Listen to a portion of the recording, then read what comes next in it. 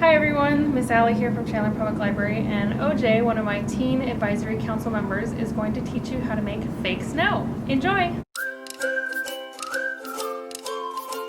Hey guys, this is Ojas. Today I'll be making fake snow, and my little sister, they'll be helping me out. Hey guys!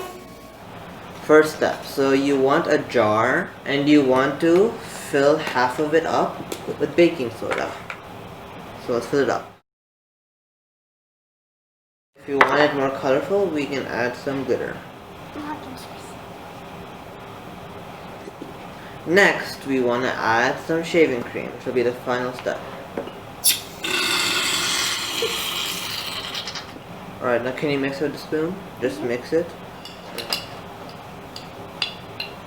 Let's close the lid. Now it's time for the final step. And we have snow. Want to make a snowman?